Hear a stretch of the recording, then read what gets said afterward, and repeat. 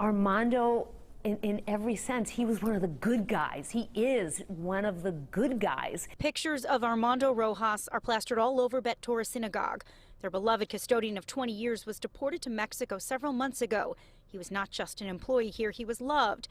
Torah's rabbi has worked hard to bring Armando home. Essentially, we have taken a father and an earner out of a family and destabilized them socially and economically. Rabbi Aaron Brusso says last February, Rojas was at a restaurant with family in Westchester when a fight broke out. He was swept up in it, but supporters say he was exonerated. Still, Immigration and Customs Enforcement was called. Rojas crossed illegally about 30 years ago, and ICE records show he had a deportation order from 25 years ago, but never left. So ICE says, quote, his voluntary departure order became a final order of removal, and he became an ICE fugitive. Weeks after Rojas was taken into custody, ICE sent him back to Mexico. My dad had no money, no ID, nothing.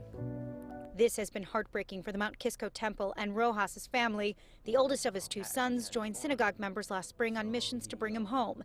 They walked Armando Rojas from Tijuana back over the border so he could claim asylum. This is Armando in Mexico. Every day I cry in the morning. It's not my life right now.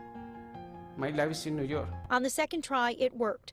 Now he is waiting for a hearing near Albany. A judge will rule whether he has credible fear, meaning his life will be in danger if he goes back. Rojas came to the U.S. decades ago after family members were murdered.